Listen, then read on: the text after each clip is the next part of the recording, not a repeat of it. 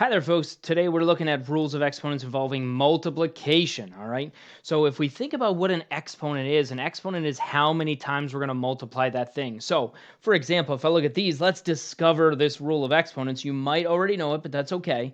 If I have a to the third, what that really means is a times a times a. That's what a to the third means. It means multiplying a 3 times, right? And then times a to the second. So times a to the second is when we multiply an a twice. So now when we look at what we have an a being multiplied 5 times. That's the same thing as saying a to the 5th power. Okay? If I look at the next one, same kind of thing here. X to the 5th power is like multiplying an x 5 times. So if I wrote 5x's. And x to the 7th power is like having an x 7 times. So now when I look at what I have 12 x's being multiplied, so that's x to the 12th. That's what exponents means. It's how many times I have that thing being multiplied, all right? Same thing with the next one. If I look at this guy, that's 2 to the 4th power. That's like 2 being multiplied 4 times. Here's 4 2's. And then 2 to the 2nd power, that's like 2 being multiplied twice, so 2 more 2's. And so now when I look, I have a total of 6 2's being multiplied, so that's the same thing as 2 to the 6th power.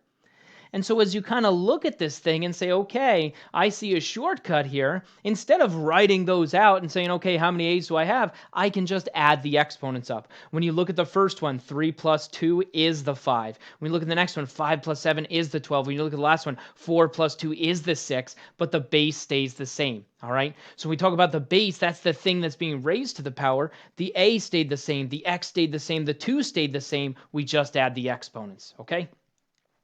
So the rule for exponents when we're multiplying, all right, is when we multiply powers of the same base, we add the exponents, all right? So that's our rule. That's the shortcut here. Instead of writing out like this one, b to the 10th, instead of writing out 10 b's and then writing out 21 more b's, all right? Just look at it and say, hey, if I've got 10 here and 21 here, I add them up. That's going to be b to the 31st power, done and done.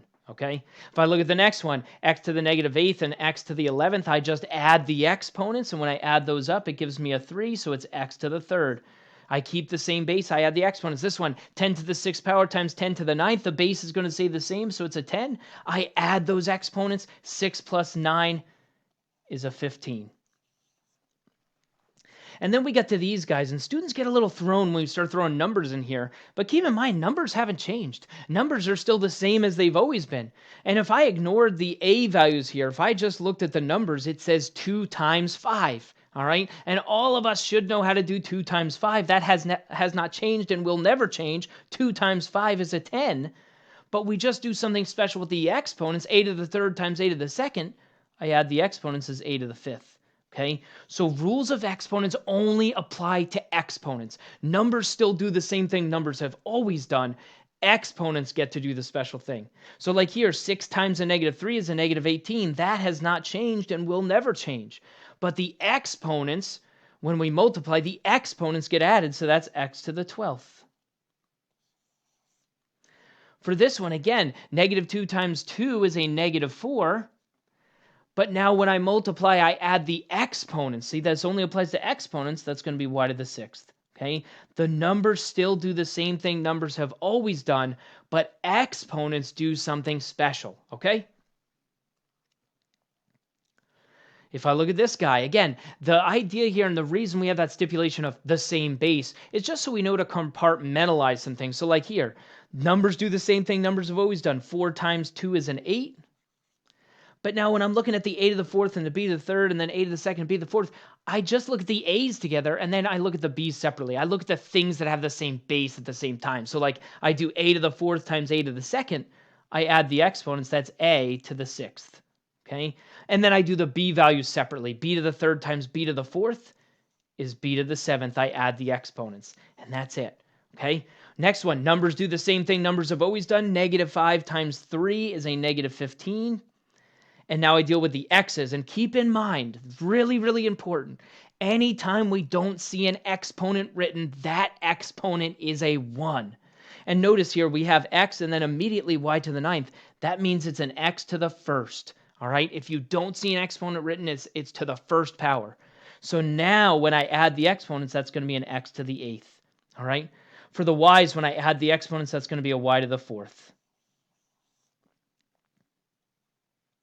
If I look at the next one, again, I don't see a number out front. We also know that's a 1. And now I look across. Notice the z doesn't have an exponent. It's a 1. This x doesn't have an exponent. It's a 1. Anytime there's no exponent written, it's a 1. Please make sure you remember that. So now numbers do the same thing they've always done. 1 times 8 is an 8. And now I add the exponents. So I deal with the x's. That's x to the 15th. Now I deal with the y's. That's y to the negative 4th. And now I deal with the z's. That's a z to the 5th. But now this is one of our other rules of exponents, negative exponents. Remember, I flip it to the other side of the fraction bar and I make it positive. Negative exponents become division. So this becomes all that stuff over y to the 4th. Okay, make sure you take care of negative exponents. And typically, I'll do other rules of exponents and then take care of negative exponents last, unless that negative exponent applies to a bunch of stuff. Okay, same thing with the next one. Numbers do the same thing numbers have always done. Negative 2 times 8 is a negative 16. And now I add the exponents, go one variable time. And look, that's a to the first because there's no exponent written. So let's see, that's going to be an a to the negative 13th, b to the 16th. And now when we look at this, c has nobody to hang out with. There's no other c values, so it just stays the way it is. Okay? No rule applies. It stays the same. Okay? And now negative exponents. And keep in mind, here's where students make another mistake. That negative 13 only applies to the a. And you know what? Negative 16? Negative numbers don't go to the other side of the fraction bar. Only negative exponents do that. Okay? Rules of exponents only apply to exponents. So I send the a down here, and now it's a positive 13. So only the thing with the negative exponent gets sent to the denominator, okay? The thing with the negative exponent flips to the other side and becomes positive. Negative numbers are just negative numbers. They stay where they are, okay? Only negative exponents, all right? The most common application of these kind of rules of exponents is scientific notation. This is really what this is used for.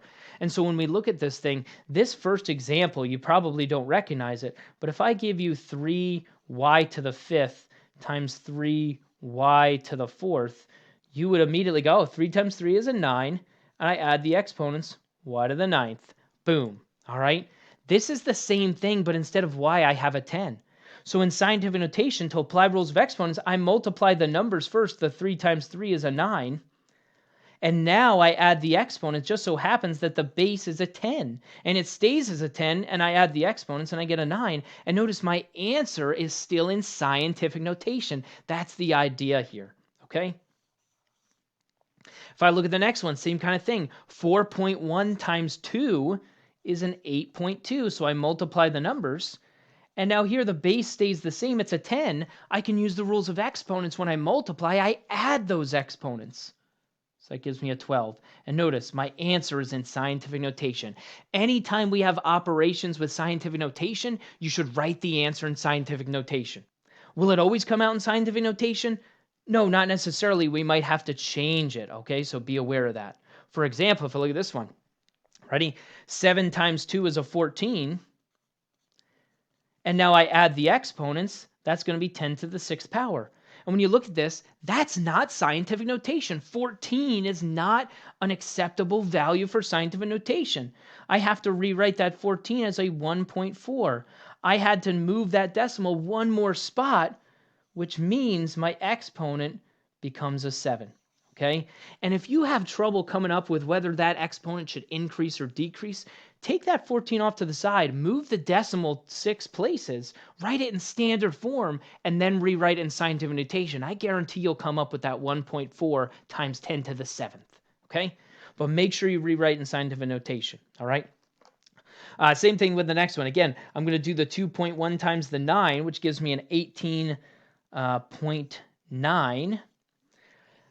And then I add the exponents. That's 10 to the 16th power. But now, once again, that's not scientific notation. Scientific notation, I'd have to have 1.89. I'd have to move that decimal one more spot, making this a 10 to the 17th power. Okay? That's how scientific notation works. Same thing with the next guy. All right? So I do the 3.5 times the 2.14. and that gives me, sorry, you can use a calculator for this. It gives me 7.49. And now I add the exponents. That's 10 to the 17th power. And that one's already in scientific notation. It gets to stay the way it is. All right. If I look at the next one, again, same kind of thing. When I multiply those, it's 7.49. I used the same values here, but this time I used a negative 12. I still add the exponents. 5 plus a negative 12 is a negative 7. So now that's a negative 7. Well, that's still scientific notation. Remember, that's just expressing a really small value.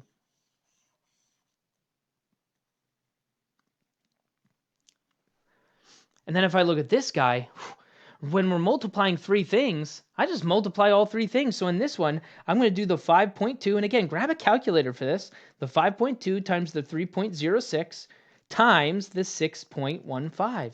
I multiply all three of those numbers together, and it gives me a 97.8588. And then it's times 10 to the, well, I just add up all the exponents. 6 plus a negative 3 is a 3, plus 10 is a 13. But now that's not quite scientific notation. I have to move that decimal to here. So move the decimal to the right spot. And because I moved it one more spot, this is going to go up to a 14. Okay? So again, scientific notation utilizing the rules of exponents to make it work. So when we looked at zero negative exponents, that's why scientific notation works. Now we're using rules of exponents to do operations with scientific notation. Okay? So when we're multiplying two things that have the same base, the trick is I add the exponents, okay? Numbers still work the same way that numbers have always worked, so I multiply the numbers, I add the exponents, and when we're dealing with scientific notation, make sure the answer is in scientific notation, okay?